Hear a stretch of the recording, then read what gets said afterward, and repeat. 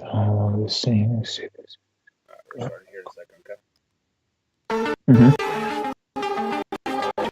Yeah.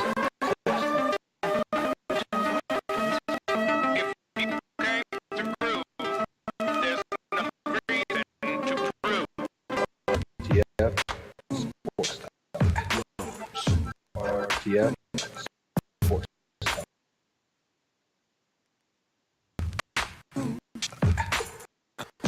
RTF Sports Talk.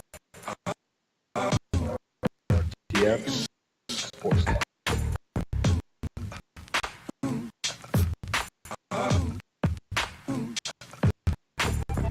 And now you've got yourself something funky. RTF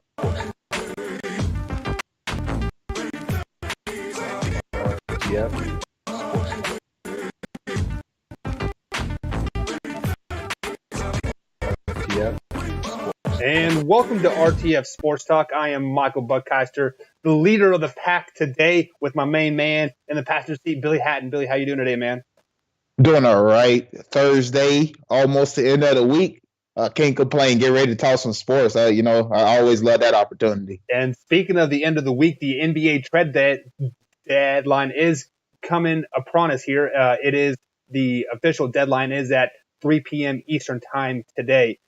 So there's already been some big trades happening. And of course, we have to start with the LA Lakers talk and the AD talk. Billy, I'm going to ask you this question because we both went on record yesterday saying that the trade pretty much will not happen. So if the trade does not happen with LA and like AD, what should LA do for the rest of the season? And they do have $35 million of a cap space in the off season. Do you think they'll land any big names over there? Yeah, I think right now the focus for the Los Angeles Lakers should be moving forward throughout the rest of this season, trying to make it into the playoffs, being that they're not in the playoffs as of right now. Because the Anthony Davis deal is all but done. Obviously, the Pelicans are trying to get back at them for basically sabotaging their whole season, getting rid of their superstar that they have. And they're clearly not willing to do business with the Los Angeles Lakers. And I've been on record saying why should they, especially before the trade deadline, when there's no incentive for you to get this deal done right now. Now I know although Magic has backed out and said this deal will not be done in the summer. If I was GM Dale Demps, I have to call this bluff. You want Anthony Davis. We know you want Anthony Davis. That's been the plan since you became GM to try to get a marquee name free agent. You got LeBron and you needed another one, obviously, to compete with the Golden State Warriors.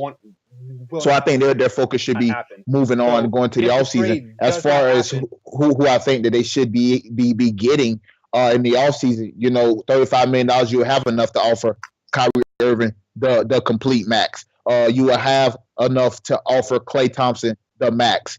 You can get a guy like Bradley Beal. If Mike Conley and all these guys that's been rumored in these trade rumors, if they don't get traded, if they don't end up getting traded, then you have another guy that you can go out there. I just think the Anthony Davis ship is sail until the summer of 2020. I don't see him being traded right now to the Los Angeles Lakers. I just don't see that happening. Yeah, and I definitely agree with you 100%. So what the Lakers should do in this once it's past this 3 p.m. deadline here at 3:01, they need to call a team gathering, players only meeting, and be like, hey guys, look, I understand. I wanted you guys all this is me being LeBron James. Just look guys, I know I wanted you guys all to leave because you all suck, but we were in the 4th seed in mid-December, and we can clearly get back to there because you guys all have the talent. We have the talent to become a 4th seed, or maybe not a 4th seed, but a 5 or a 6 seed, and still make a good playoff push. And this just ups their trade value for the rest of the season. So if a Ball does good, if what's his name? Kuzma. Just say they start balling out of their mind. Speaking of which, Kuzma just scored his career high of 36 points during all this controversy that is happening. So, I mean, if he keeps this up and he starts playing really, really well, that trade package that the LA Lakers offered the Pelicans kind of can become a little bit more enticing, and with the addition of Marquise to the Pelicans, like just that team seems very, very young, and like they can really grow as a core, and so for the Lakers to say that we are not going to pursue Anthony Davis in the offseason, which that is a 100% complete lie. You would not be given the keys to the house if you still didn't want to do business at the end of the year. So as a Laker, like me being LeBron James, you need to hold a team meeting, get these guys all back on the same page, move forward, make a strong playoff push, and just like look, guys, we may not be together at the end of the year here, but your trade value just went up, and you're going to make a lot more money if you keep playing well. Mike, I tell you what. Speaking of the summer, man, the New Orleans Pelicans is going down a rabbit hole that they may end up regretting. Let's say Kyrie Irving don't want to re-sign with Boston, and he wants to go to the Knicks or he wants to go to the Lakers to play with LeBron. Do you think Danny Ainge is then giving up heaven and earth just to get Anthony Davis? I don't think so. And now what that does for the Pelicans, because I can guarantee you, Mike, from what I've read, the Knicks are not interested in Anthony Davis right now. Now there's been reported that the Knicks are on his list of teams. I believe that. I do believe that, because if he were on their radar, Mike, he was able to. The New York Knicks was able to trade for Anthony Davis right now. They could have traded for him before they traded away Porzingis. It was already clear that the Pelicans did not want to do business with the Los Angeles Lakers. So if you're the Knicks, you didn't think to try to give Anthony Davis a shot or try to get Anthony Davis trade a shot. They're focusing on trying to get Kyrie Irving. They're focusing on trying to get KD, guys that they know that has been rumored to already want to come there.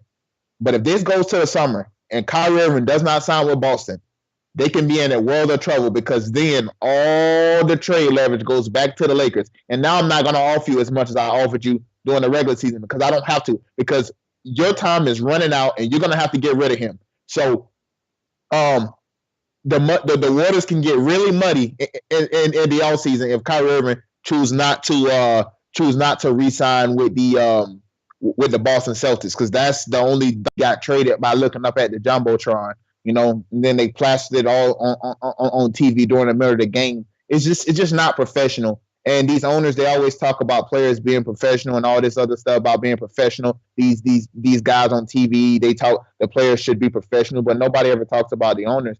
And I just think that there was a time and a place that they probably should have did this, and it wasn't during the middle of a game. But hey, when the owner does it, nobody bats an eye. When a player wants to say that he wants out, then everybody goes up in arms. They call him a snake. They call him, whatever, all the names in the book. When the owner do it, it's okay.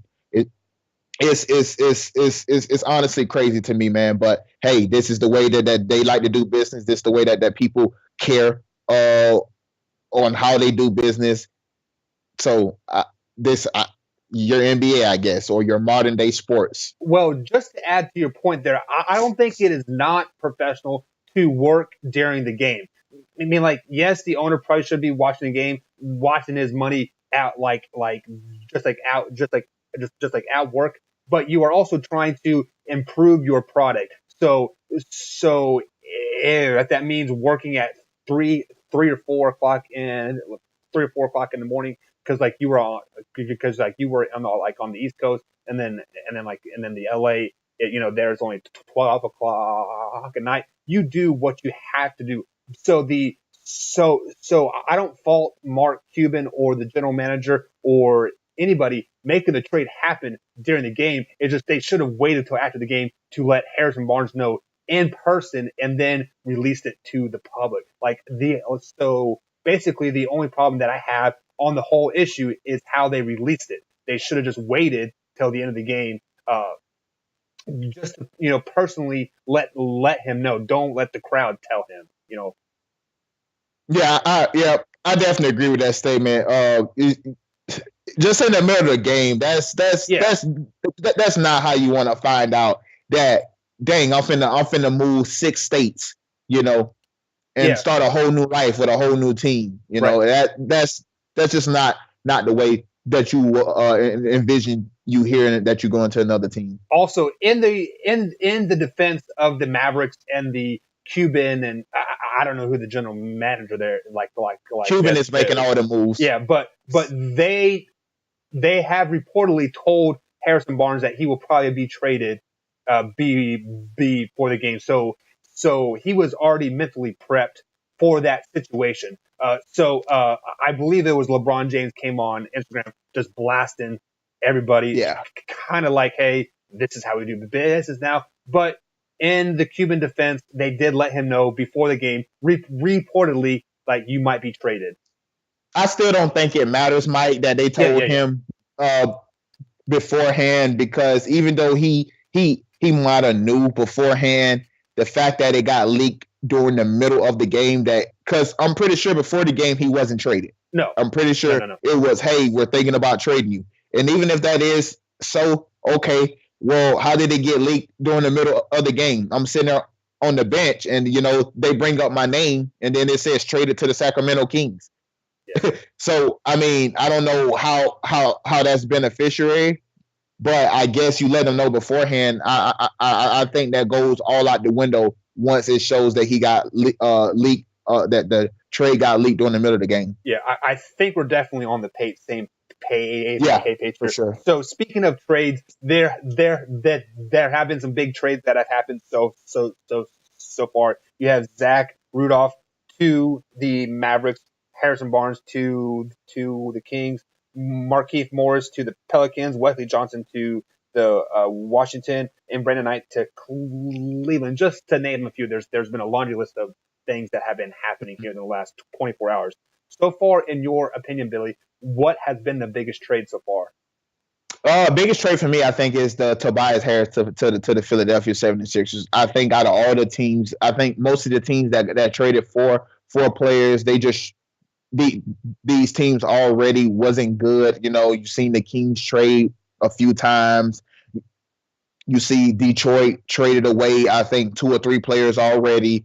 But this Philadelphia 76ers trade with the Clippers, I think this was the most significant trade, because this one they added another scorer to their arsenal, and I think that's what they needed. So now they don't have to depend on Ben Simmons every single time, or they don't have to depend on him night in and night out to at least get you 15 points a game, because that's not Ben Simmons. That's not his game. That's not how he plays. Now you add Tobias Harris, who averaging 21 points per game. That is legit your third scorer now. You got Joel Embiid, you got Jimmy Butler, you have Tobias Harris as your 3 scorers, and all you need Ben Simmons to do is not mess the game up. Get the ball to the scorers. You still have JJ Redick, a guy who can still space the floor and shoot the 3. So all you're asking Ben Simmons to do is not turn the ball over, play some defense, get the ball to the scorers, and we'll be just fine. So I think that Tobias Harris, to me, was the biggest trade so far that we had in the NBA season. Yeah, and I have to agree with you on that 100%. But the trade so far that kind of raised the eyebrows to me the most was the Markieff Morris to the Pelicans. I didn't hear anything about that. I didn't read about that. Like, I'm following trade stuff on the Twitter machine. Speaking of Twitter, be sure to go ahead and follow myself and Grand Hefe. Our Twitter handles are there at the bottom of the screen if you're watching us on YouTube. But that is the biggest eye-raising trade to me. Like, why are they doing this? Are they preparing for post-life after Anthony Davis? So maybe a trade might happen with Anthony Davis in these next 6 hours. That's the eyebrows too, like me. I think what the Wizards was trying to do is, I think they're just trying to get an overhaul. they're trying to rebuild. Early in the season before John Wall got hurt, they were talking about trading John Wall Right. and Bradley Beal both. So I think that was well, we're just trying to get rid of this regime of players, and Are we're they trying to making get cap some room new for guys in here. KD? Maybe they're thinking that KD Because will he's want to from come Washington, home and isn't he? finish his career. Yeah, he's from the Yeah. DC Maryland area. But maybe they are trying to think that he would want to finish his career playing at home for his hometown team. He's a big time Redskins fan, so maybe he'll want to go play in DC like LeBron did when he went back to Cleveland and all that other stuff. I don't think that's a happen. The Pelicans, what they're trying to do is they're trying to stock load players for their future because they know Anthony Davis will be leaving their team. They know he's not going to stay there. So they're trying to stockpile at least enough older role guys so they can have somewhat of a veteran presence on that team. Yeah, I mean, Other than that, I don't see why you would trade Marquise Morris. so we were just talking about Harrison Barnes here, how he would trade in mid-game. Do you think he will elevate the Kings into a for sure 8 or 7 seed into the playoffs? Because I think the Kings right now are flirting with that 8 or 9 seed way they're playing now. But do you think the addition of Barnes will kind of solidify them into the playoffs? Yeah, I think there's two teams outside the playoffs right now that's going to make it into the playoffs, and I think those two teams are the Los Angeles Lakers and the Sacramento Kings. The Sacramento Kings was not a bad squad to begin with. They're a really good team. They've been right there around that from that 8th to the 10th slot in the West. And you get a guy like Harrison Barnes, who he's not a game changer, but he's a guy that can score. He's a guy that can defend, and for that Sacramento team, I think he would be just what they need. The Clippers were sitting in that 8 spot, but they've traded away all of their pieces in hopes to get Kawhi Leonard in the summertime. So I'm expecting them to drop out of this playoff race. So, but I think two of those teams will make it, the Lakers and the Sacramento Kings. With the addition of Harrison Barnes, that's a nice pickup for them. So before we move on to the next question here, I want to bring up the Clippers real fast. They were in the 7th seed before they started trading everybody to make room for Kawhi. Are you okay with teams like trading away all their aspects when they're in the playoffs? Like as of February 7th, and then they trade everybody away, and they have 25 games left to play. So are you okay with that? As a fan base, I probably wouldn't be okay with that, but I guess I kind of understand it from the standpoint of business. The NBA doesn't, with the salary cap, doesn't allow you to just be able to go out and grab whoever you want, like a baseball who don't really have a salary cap. In basketball, you have a salary cap. You can't have this many players on this kind of contract. And so the organizations have to do what they have to do, and that's trade away pieces in hopes so they can get the guys that they need, because in any other situation, they're not able to do that because of the salary cap restrictions and the luxury tax and all this other crap, that factors into guys not being able to play with each other. Like the AD, I do believe, had the Boston Celtics could get AD right now, AD would already be a Celtic. He would be playing on the Boston Celtics with Kyrie Irving right now, but they can't because of contract issue situation. You can't have both guys on the Rose Rule, so that forced owners to have to get rid of players in the hopes that they can get the guys that they need. So I don't really blame that side of things as much. For me, when you get to where the Sixers was at, to me that's not okay. What the Sixers was doing. In the path of finding my NBA team to root for from here on out, I gotta mark the Clippers off the list because of what they're doing, and I hope Kawhi does not go to LA. Just for he will. He will. So the Clippers have been chalked off the list. So just up to here. I hate the Pelicans. I hate the Celtics, and now I hate the Clippers. So those are three teams that Michael Buckheister will not be rooting for. I wish ill will from now until 2030. Going forward in the future. Moving along, man. I had this question for you, Mike, and it kind of we kind of similar. We kind of touched on it about a few topics ago, and that's, do these owners deserve more backlash for trading players? 'Cause I don't think they do. Well, they don't get the same type of backlash as players do when they say they want out. So, do you think that owners deserve more backlash? So, like referring to backlash as in you are trying to make your team better, you are trying to improve your product by trading away pieces that don't fit into your system and bringing in players that fit into the system. No, you don't deserve backlash for that at all. Are we? Is there backlash for iPhone for consistently updating their software? Every few months to try to give us the best experience like ever. No. So for people to try to get backlash on owners for trading away players, that is complete, utterly ridiculous. Because as a fan, you want your team to improve, you want to be better, you want to be in the playoffs, you want to win a championship, and that's what the owners are trying to do. At the end of the day, is they're trying to put their team in the best situation to win a championship. And if trading away your top pieces or a draft pick or a handful of guys that are like just like on the bench, they don't deserve any backlash for that at all. That's where you're wrong, Mike. The owners do deserve a lot of backlash. If because judging by what you said, that the owners are trying to make their team better because the pieces don't fit here and pieces don't fit there, so they got to bring in pieces that fit. So what's wrong with the players? Saying I don't want to be here for their fit. I mentioned this earlier. When a fan says I want out, everybody kills them. Everybody kills them. Even if it's in free agency, people kill a player just for leaving. But when an owner can do it, an owner can trade you in the middle of the night and nobody bats an eye. Everybody say, well, hey, that's part of business. So what about when a player want to leave for his best interest? That's not just part of business. No, it's you a snake. Oh, you ain't loyal. Oh, Kobe never did that. Jordan never done that. None of these guys ever switched teams back in the 80s and the 90s. They always stay with their one team, but when an owner do it, it's okay. You can get traded in the middle of a game. That's fine. You can get traded after your sister got killed and you was playing on a bad hip for an organization, and they can just get rid of you just because